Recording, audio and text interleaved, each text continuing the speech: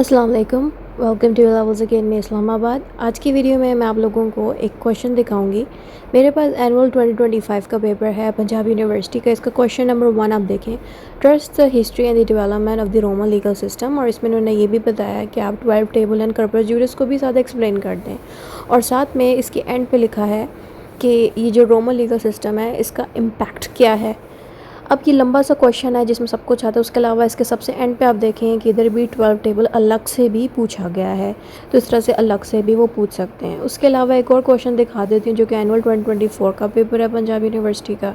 इधर क्वेश्चन है, discuss the main features of the law of 12 tables. इस तरह से भी अलग से दिया जा सकता है, ठीक है।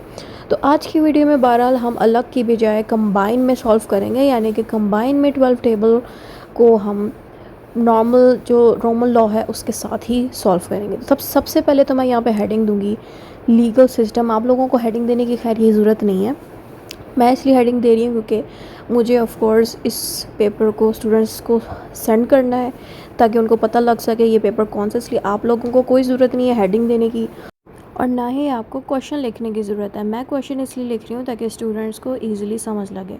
तो क्वेश्चन ये है, trace the history and the development of the Roman legal system, discusses major phrases from the law of 12 table and the Corpus Juris Civilis. How did the Roman law evolve over time and what impact it had on the modern legal system. अब जो कुछ भी question में है वही चीज़ मैंने main heading में लिख दी है, Roman legal system, history, development, evolution and impact. फिर मैंने ये सब करने के बाद इंट्रोडक्शन की हेडिंग दे के सारा इंट्रोडक्शन लिखा इसका। अगर आप ये टॉपिक अच्छे से समझना चाहते हैं, लाइक मैंने लिखा क्या है इस पूरे टॉपिक में, तो इसकी वीडियो यहाँ टॉप पे आपको जो लिंक दिख रहा है इस पर क्लिक करके आप ये पूरी वीडियो समझ सकते हैं। आपको दिख रहा होगा कि जो भी ज़रूरी पॉइंट्स हैं मैं उनको मार्कर से बोल्ड भी करती जा रही हूँ। फिर मैंने नेक्स्ट हेडिंग से मीनिंग की हेडिंग दी। फिर मैंने मीनिंग प्रॉपर्ली एक्सप्लेन किया कि रोमन लॉ होता क्या है। जब मैंने रोमन लॉ का मीनिंग दे दिया फिर उसके बाद मैंने interpretation of the Roman law, इस हेडिंग को भी मीनिंग ही कहते हैं, तो मैंने यहाँ पे दोबारा से रोमन लॉ को एक्सप्लेन कर दिया। ये एक्सप्लेनेशन देने के बाद डेफिनेशन मैंने बेसिकली मरियम वेबस्टर्स डिक्शनरी के लिए इंटरनेट से, तो यहाँ मैंने इंटरनेट से जो डेफिनेशन ली उसमें भी सेम बात ही लिखी गई है जो मैंने ऊपर एक्सप्लेन की, तो उसको मैंने मार्कर से बोल्ड कर दिया ताकि सेंटर में डेफिनेशन मेरी आ जाए। फिर मैंने नेक्स्ट पेज पे हिस्ट्री को एक्सप्लेन किया। तो जैसे मैंने पॉइंट्स डाले हुए थे अपने पीडीएफ आंसर में वैसे ही मैंने इधर भी पॉइंट्स डाल के ही एक्सप्लेन कर दी हिस्ट्री। फिर उसके बाद मैंने अर्ली पीरियड की हेडिंग दी जिसमें मैं कस्टमरी लॉ एक्सप्लेन आउट करूँगी। तो यहाँ मैंने बताया कि जो कस्टमरी लॉ है वो ट्रेडिशन एंड कस्टम से बना है, ये अनरिटन होता है और इसको नॉर्मली प्रीस्ट लोग ही कंट्रोल करते हैं, प्रीस्ट पादरी को कहते हैं। और ये जो कस्टमरी लॉ है ये पूरे रोम के लोग यूज़ करते थे।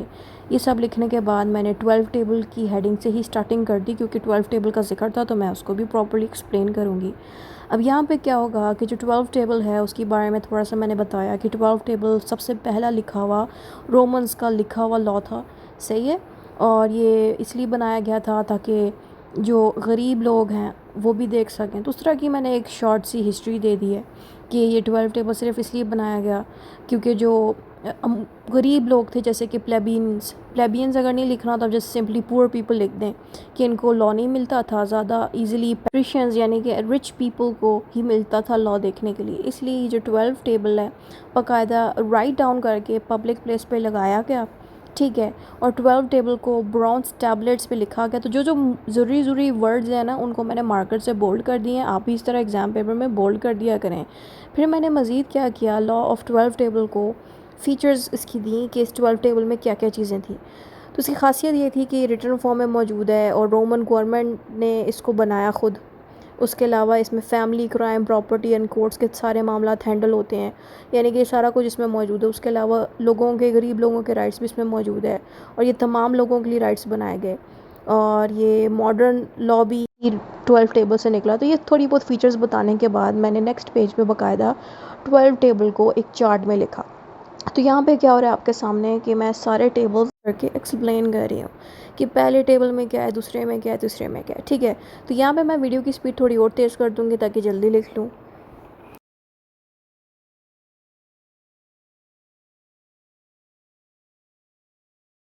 नेक्स्ट पेज पे फिर फर्दर हेडिंग्स हम देंगे, वो है पेट्रियोटेरियंस मैजिस्ट्रियल लॉ। बेसिकली ये जजेस के बनाए हुए लॉज थे, ठीक है, काफ़ी फ्लेक्सिबल थे, इससे सोसाइटी को बड़ा फ़ायदा होता था, सोसाइटी ने इसको बड़ा अडॉप्ट किया। हेडिंग देने के बाद मैंने टाइप्स ऑफ रोमन लॉ इनको एक्सप्लेन कर दिया, जिसमें मैंने जस सिविलस को कहते हैं सिविलियंस के लॉ, फिर जस कैंटियम का मतलब है इंटरनेशनल लॉ, ठीक है। फिर आता है लास्ट पे जस्ट न्यूट्रला। जस्ट न्यूट्रला का मतलब होता है नेचुरल जस्टिस सिस्टम। इसको मैं फ़्लो चार्ट में लिखूँगी, यानी कि मैंने फ़्लो चार्ट के हिसाब से इसको डिज़ाइन किया है। अब आप देखें ये फ़्लो चार्ट बन रहा है। तो फ़्लो चार्ट स्टूडेंट्स बना सकते हैं, इससे नंबर अच्छे आते हैं, लेकिन मैं कोशिश करती हूँ कि फ़्लो चार्ट जो है आप लोगों को बना के दिखाऊँ, ताकि आप लोगों को तरीका आए कि मार्कर्स को कैसे यूज़ किया जाता है फ़्लो चार्ट बनाने के लिए। फिर यहाँ से हमने Republican and the imperial period की हेडिंग देनी है, जिसमें हमने रिपब्लिकन के बारे में बताना है। ये वो लॉज हैं जो कि लॉ मेकर्स या स्कॉलर्स ने बनाए हैं, यानी कि आम लोगों ने। और इम्पेरियल लॉज वो लॉज हैं जो कि किंग्स एंड क्वींस वगैरह ने बना के दिए थे रोमन में। फिर मैंने हेडिंग दी रोल ऑफ रोमन ज्यूरिस्ट। मैंने बताया इन ज्यूरिस्ट ने, ये बेसिकली वकील ही होते हैं जिन्होंने बाकायदा लॉ को लिखा, और जो मशहूर वकील थे उनके नाम मैंने बोल्ड करके लिख दिए जिन्होंने रोमन लॉज को बनाया था। फिर मैंने यहाँ से कर्पस ज्यूरिस सिविलिस को बेसिकली स्टार्ट करना है, तो उससे पहले मैंने एम्पेरर जस्टिनियन का जिक्र किया, क्योंकि जो किंग जस्टिनियन था इसी ने ही कर्पस ज्यूरिस सिविलिस को बनाने का ऑर्डर दिया था, ठीक है।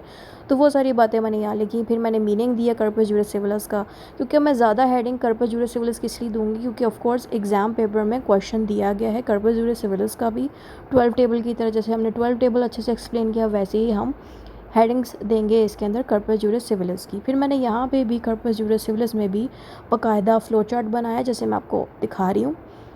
तो इस तरह से खूबसूरती से आप भी फ़्लो चार्ट बना सकते हैं। मैंने सबसे पहले तो कर्पस ज्यूरिस और सिविलिस का मतलब बताया, फिर मैंने इसके पार्ट्स बताए कि जो कर्पस ज्यूरिस है उसमें 4 पार्ट्स हैं, उनके चारों के मैंने नाम यहाँ नीचे लिख दिए, codex, digest, institute and novella.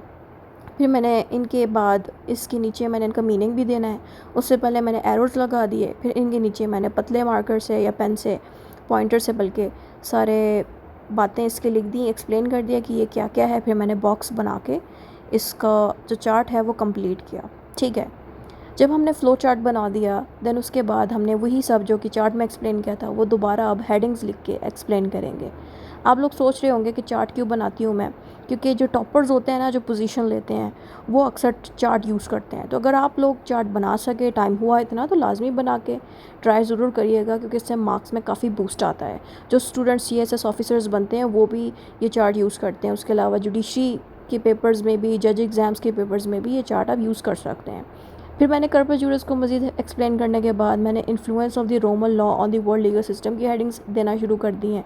इसकी तमाम सब हेडिंग्स मैंने डालना शुरू कर दी। तो अब मैं इसकी थोड़ी स्पीड तेज़ कर रही हूँ, ताकि क्विकली ये पोर्शन भी इन्फ्लुएंस वाला हमारा कवर हो जाए। और कुछ मुझे एक्सप्लेन करने की ज़रूरत नहीं, क्योंकि जो वीडियो का लिंक मैंने आपको पहले दिखाया था वो देख लेंगे, वहाँ पे सारा कुछ ऑलरेडी अच्छे से एक्सप्लेंड है। ये सब करने के बाद ना मैंने फ़ीचर्स की हेडिंग दी, फिर मैंने फ़ीचर्स भी लिखे, उसमें भी सब हेडिंग्स सारी डाली। फिर मैंने impacts of the Roman law on modern legal system की हेडिंग दे के दोबारा से वही सारी हेडिंग्स दे के छोटा छोटा करके एक्सप्लेन कर दिया कि रोमन लॉ ने डिफरेंट जो लीगल सिस्टम थे, जैसे कि common law, international law, civil law, तमाम लॉज में कैसे असर डाला। तो उस तरह की चीज़ें लिख के कंक्लूजन मैंने अच्छा सा लिखा, जिसमें मैंने फ़ाइनल एनालिसिस करके इसको एक्सप्लेन किया। अगर आप कंक्लूजन की जगह, या लाइक इस तरह स्टूडेंट्स लिखते हैं ना इन कंक्लूजन, उसकी जगह अगर आप फाइनल एनालिसिस करके स्टार्ट करते हैं ना, इस तरह से लिखते हैं, तो ज़्यादा अच्छे मार्क्स आपके आ सकते हैं, ठीक है। फिर मैंने प्रॉपर्ली एक अच्छा सा कंक्लूजन दिया। अगर आप लंबा नहीं लिख सकते तो छोटा सा भी कंक्लूजन लिख के वाइंड अप कर सकते हैं। अब मैं आपको दिखाती हूँ कि मैंने कितने पेजेस लिखे। सबसे पहले हम साइड्स काउंट करेंगे। 1 पेज, 1 साइड, 2, 3, 4, 5, 6, 7, 8, 9, 10, 11, 12 साइड्स। तो ये पेजेस कितने बन जाते हैं? ये पेजेस हैं 1, 2, 3, 4, 5, 6, यानी कि 6 पेजेस हैं ये, और इनकी 12 साइड्स बनती हैं। तो अगर आप 12 साइड्स का आंसर इस तरह का बना लेते हैं तो आपके आराम से 14 में से 12 से 13 तक मार्क्स आ सकते हैं, अगर आपने इतनी लेंथ का आंसर लिख दिया हो, ठीक है। तो इतना ही था इस वीडियो में। अगर आपको ये वीडियो अच्छी लगी तो आप इसको सब्सक्राइब करें और लाइक करें और कमेंट भी छोड़ दें, ताकि पता लग सके कि आपको वीडियो कितना फ़ायदा दे रही है। खुदा हाफिज़।